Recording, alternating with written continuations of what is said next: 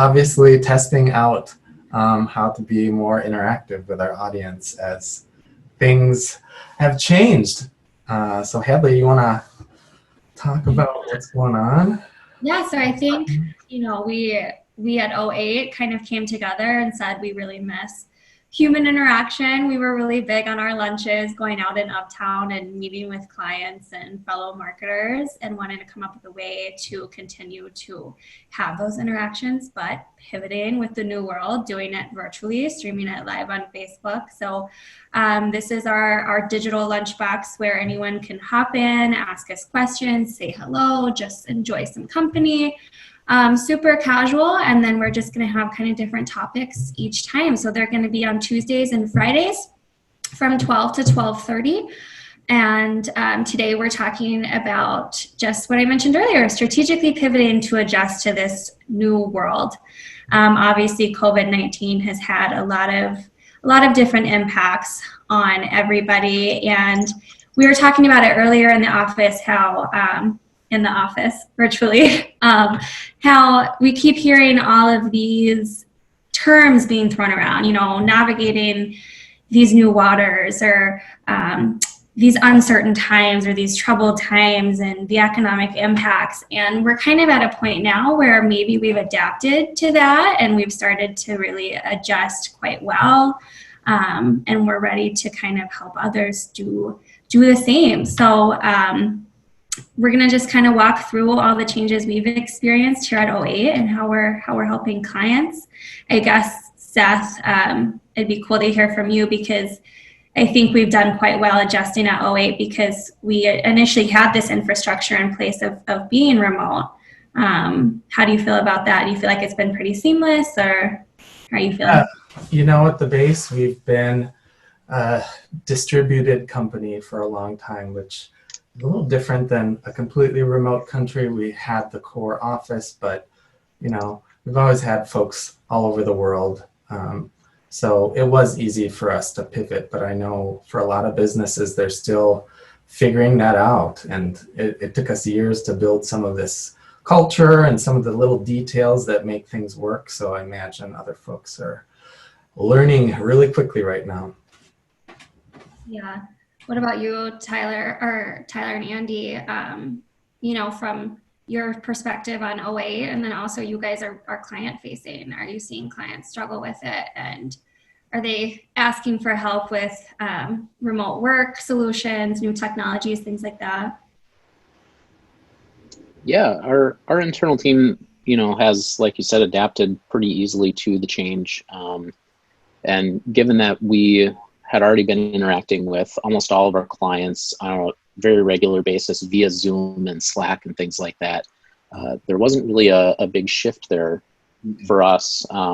Really kind of just business as usual from that perspective.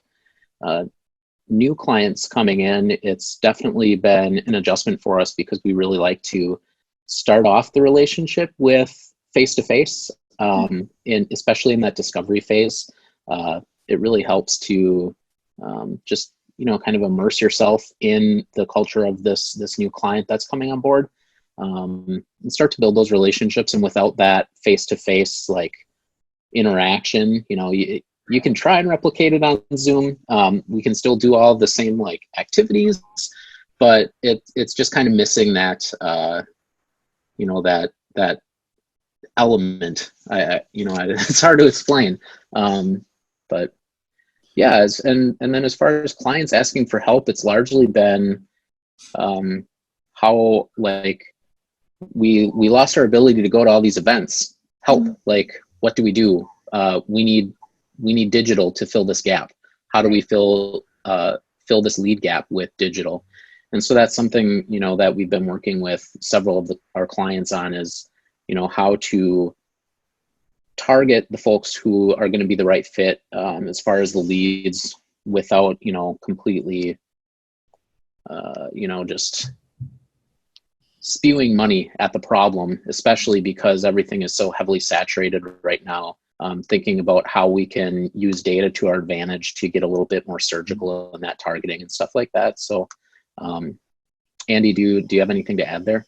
Yeah, I mean, just the piece of it that you kind of initially think of as how are people going to adapt if they're used to doing face-to-face and going online. And at least for the clients that I've dealt with, there was a little bit of maybe taking a step back and assessing that, but in pretty short order, almost everybody that I've had dealings with has sorted that out, working from a home office on Zoom and working with us, not in a way dissimilar to the way we worked before, because we were already working that way anyway. I missed the opportunities that we had to invite the client team into our office and sit down and have a lunch strategy discussion.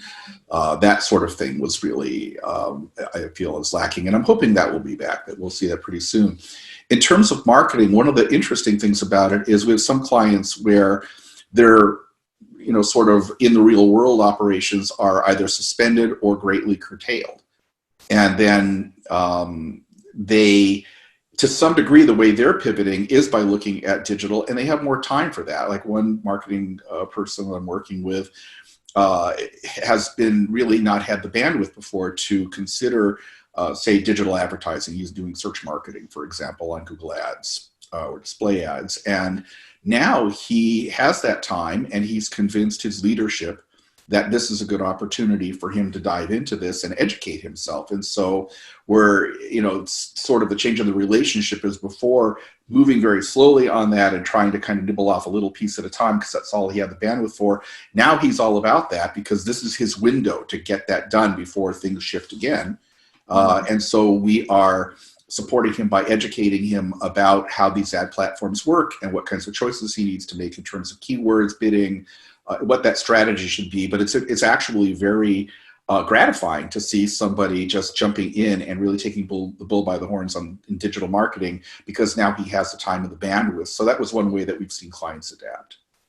And that's a great point, Andy. It really seems like, especially at the C-suite level, there's a new appetite where we haven't seen it before to really go, almost headfirst into this digital forward strategy. It was, like you said, kind of a slow crawl. That was a combination of, time on his part, but also, again, there just wasn't really the support from the C-suite to say, okay, yeah, let's give this a shot. Let's funnel some significant dollars into it instead of just, doing small tests here and there. So that's been a pretty big shift as well. Yeah, that's interesting. It seems like, just because everyone's locked inside and making time for things, even in their home that maybe they haven't had time for before. Like, I'm finally going to get to that paperwork. I'm finally going to get to that home improvement project. I'm finally, we had Seth, you said you were doing stuff in your kitchen, and we have another colleague, Corey, who's setting up a hot tub for his kids, and all these things that you eventually wanted to get to, you're finally getting to in your home life. But it's the same with your business. Like, I've been putting that off for so long. I got to get to that now. And maybe now I have the time. And I think that the C-levels tend to, I don't want to generalize anybody, but they tend to put a lot of focus on the sales team because they see that as the engine that's driving the revenue. And then all of a sudden you can't go to these in-person events anymore. You can't go to these dinners. You can't go to these networking opportunities. You can't go to these conferences. And it's like, okay, well then marketing, which is really the oil driving that engine, that sales engine, we have to make sure that that's working. And so they're starting to pay attention to the marketing. And, Tyler, you said it's not just like spewing money at things. You have to really look at the ROI and look at, especially now when we're kind of in a time of cutting costs and being careful where we are allocating budget, what's working and what's not. What avenues have you guys seen that have really been working? What channels? What do you kind of see as trends that are picking up? We've talked a little bit about how video is picking up, which is why we're doing this. Have you guys noticed anything else interesting in kind of how to direct people as to how to really get the most bang for their buck? I think probably go ahead. Oh, sorry. I think probably the biggest thing that jumps to mind when we're talking about that is the change in CPC. With several of our clients, we've seen just kind of a real steady crawl upward on the average cost per click on a lot of their advertising.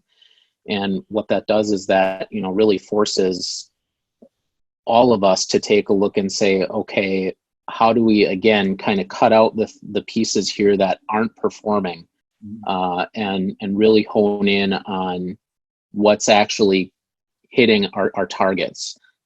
So this has yielded, in some cases, a complete change in strategy to, how do we get traffic really cheap to the site, and then through retargeting kind of winnow down that really big pool, versus other clients, that has looked like implementing that end-to-end analytics piece so that we can measure actual ROI on the campaign, and really use that to trim out the excess, the underperformers, so that we can really hone in on, like, what is that sweet spot with the CPC?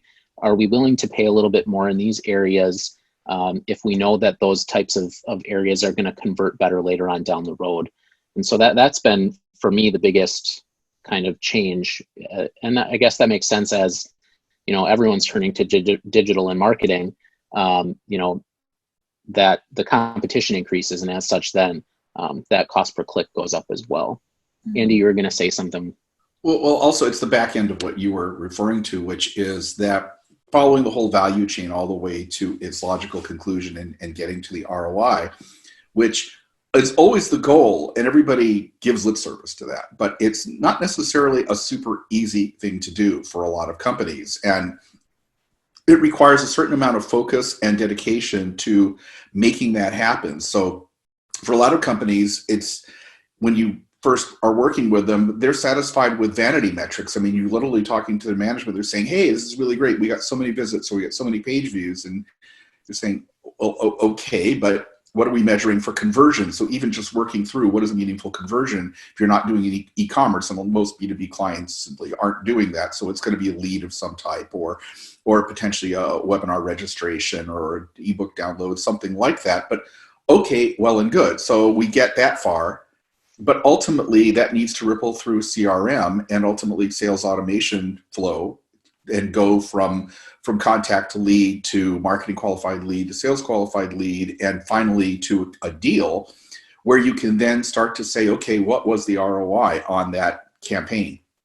And with an ad campaign, obviously, you can kind of do it against ad spend, but you also have to consider the amount of time that went into it, the personnel that were devoted. So a lot of questions, a lot of factors go into kind of calculating that ROI. But if you don't have attribution at the very end of the chain where you can ascribe some portion of that revenue to a marketing campaign or a channel, then you really don't know whether your marketing is effective or not. And a lot of companies, particularly small to medium companies, don't necessarily have the patience or the focus to do that. And I think this environment is in some ways an opportunity for people to focus in on that more than they have so in the past. Yeah. Even with our, oh, sorry, Seth, go ahead. I was just going to say, zooming out, even at a higher level, folks are being forced to be more agile, as a company, and that hopefully, from what I've seen, is transferring to their marketing. And this idea of, okay, we need the data to show us what's working. Okay, people are seeing that, because it's, at some point, marketing has been a cost center for certain businesses, but now it's becoming their lifeblood in the course of, what has it been, 4 weeks? Everything is changing so quickly. So there's the panic and the adaptation, but we also need to take a breath and say, okay, do we know what's working? Do we have the data? And then also, let's not spend time on what's not working, right? Like, we need the data to know that this thing isn't working. So let's keep that agile attitude, and then let's focus on another thing that's not working. That's the kind of growth marketing mindset, which I hope that, is becoming more and more present.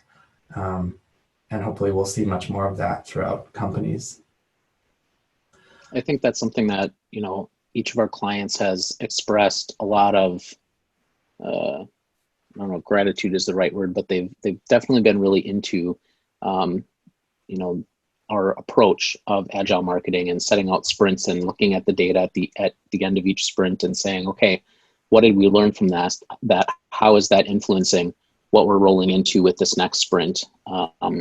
And at each of those check-ins, zooming out to that higher level strategy to ensure that we're still staying on track, or to evaluate, maybe the track needs to change here. And like we said earlier, some of those clients, it's resulted in an overhaul of their strategy, which, I think in the long term, that'll really be of benefit to them, not just, within this crisis scenario, but that'll help them to, contain those costs and stay a little bit more effective and targeted later on down the road. Yeah, exactly. Looks like sadly, this is part of the fun of our first live lunch hour. Hi, Adley. Hi, Ed.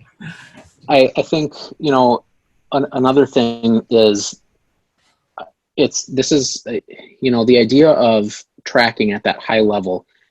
We've even seen some businesses, very large, multinational businesses, come to us and say, okay, we want to do this. Right. Where do we start? And they've got, a lot of money invested in Salesforce. They've got a lot of money invested in Pardot and their website, but those pieces aren't yet tied together. And so, Andy, I don't know about you, but I've had a ton of fun working with these clients. One in particular, they're a financial services company, and they've been fantastic because, getting in there and trying to solve some of these more complex problems around integration with these really, really big platforms has just been a really neat opportunity on our side. And also for the clients, just to see like the joy, like right now, I know this sounds goofy, but there's joy there in seeing like, hey, we're piecing this together. We're actually seeing results. We're seeing progress here where, they couldn't before. They were, like Andy was saying, focusing on page views. And now just, in talking with them today, they've got new data around video and PDF and different engagement metrics that kind of bridge the gap between getting to the page with the ad versus then getting them to actually sign the form. And then thinking about, okay, now how do we use this for retargeting? And how, you can see the light bulbs go off and the smile, and it's like, yeah, like they're excited, they're invigorated. And so for me right now, that's just something that I've really enjoyed, is like working with those clients on those new challenges, and finding the joy there in a time where otherwise right now, like, it's a lot of doom and gloom. It's little things, I guess, right? Absolutely. And my hope is, just like at a personal level, this helps us remember what's truly important and helps refocus us as people. In the business world, in digital marketing, I hope that's what we're seeing too, that we really start to get a wave of folks focusing on what's really important and kind of rallying behind that closed loop marketing, the data, the growth experiments. So, and to some degree, it does represent an opportunity, because when companies are used to doing business a certain way, say, well, we always go to this trade show, or we always go to this conference or this event, and I've heard this from at various points, not just at my time in 2008, but in past lives, where people say, well, we don't really do business that way. It's all very personal. It's very face-to-face. We do business over the lunch meetings or at a conference or at the golf course or what have you.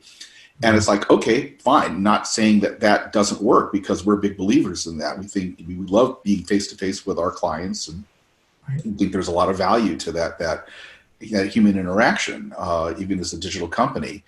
But that means that there almost becomes a kind of complacency that says, well, this is working, therefore we don't need to try any of this other stuff that you're suggesting. I mean, do we want to really worry about whether or not something on the website is converting very well when we know that most of the sale is really taking place, over lunch or cocktails or something, or just in a social event or a professional event with a client?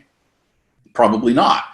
And now that those have temporarily been removed, to some degree, they get to try that and they get to see what the value of that was, whereas before it could be just hand waved away. Like, we can just discount this because we don't think it's going to work. We don't think it's an important part of our sales and marketing mix.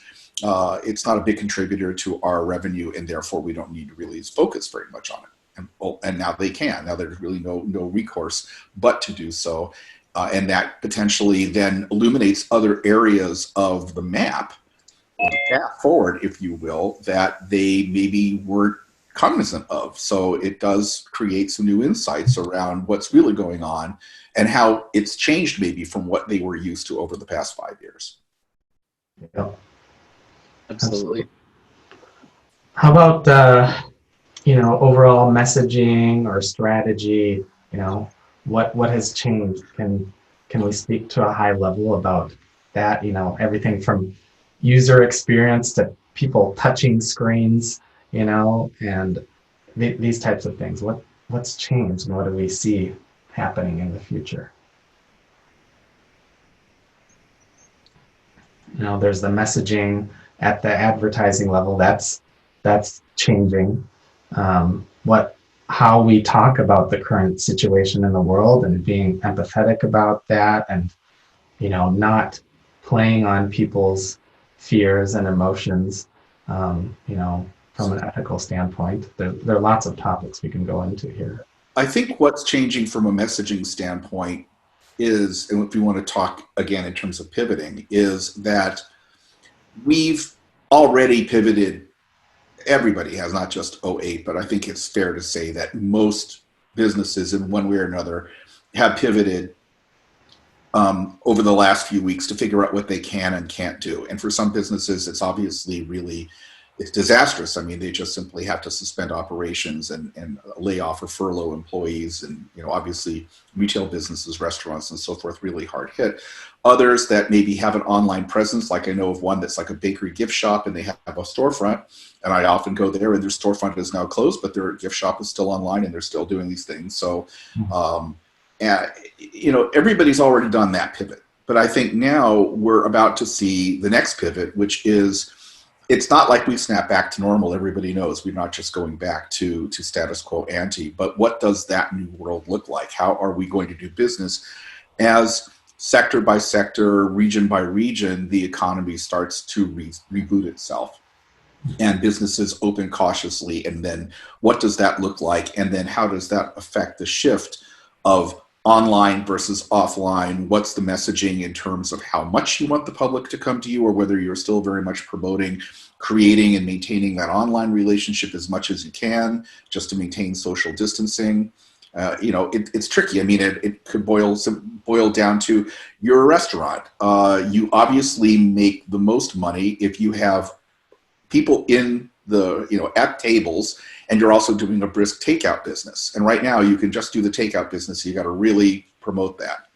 But at what point do you say, well, I will make more money and it looks like it's safe enough that we can have a certain number of tables open? Maybe they're going to be far apart from one another. Maybe, we will have already gone past the peak of the curve and be on the downside of that. Everybody's going to be making these kinds of calculations as to how much my business is going to be, sort of offline versus online, and what is that new mix. And we had to make it before, and it was sudden and jarring, and everybody had to quickly adapt and kind of figure out, where they were, almost like a game of musical chairs, like grab your chair and hopefully you're not out. And now it's another round. So I think we have to start thinking about what that round looks like and what's the right marketing mix, digital versus non-digital, for this next phase. I think, Seth, you kind of hit the nail on the head when you said empathy. I think just understanding human behavior, understanding human emotion. I think that neuromarketing is probably, that concept is going to get bigger and bigger, and really looking at people's cognitive responses to things and diving deeper into that. Because this whole COVID disaster, I think, kind of brought us back to that basic level of how humans interact with one another. And so how do you express that through your marketing? It's going to be something that people are going to have to continue to fine tune, and especially with all these new tools. I bounced out for a second. I don't know if you guys touched on conversational marketing, but with like bots and speaking to your consumers that way, how do you make the messaging feel like a human-to-human interaction and feeling like they're being catered to? It'll be interesting to see how many people pick up those tools. And I don't know. What do you think, Tyler? I'm starting to see, especially local businesses, they're shifting away from, and I think they're starting to recognize that people are getting like that fatigue has set in around like, kind of doom and gloom. And a lot of those small businesses are shifting to a message of, think local, shop local, and to keep their brands top of mind. They're really starting to play with different ways of messaging that I haven't seen them in the past. For instance, businesses that I never would have seen post a meme to one of their social pages have posted, like a COVID style meme that's like bringing humor to, tastefully, of course, bringing humor to the situation and saying like, one of them is I'm really into marine, like reef tanks. And one of the local retailers had a joke with a meme that had, your COVID check is coming, it's for necessary supplies only. And then it's got like a picture of this guy with just a shopping cart filled with all kinds of different fish supplies, with kind of a like, thing going on. So I think that's going to be, we're going to see more of that as businesses kind of getting playful with how they're connecting with the consumer, probably in ways that they haven't in the past.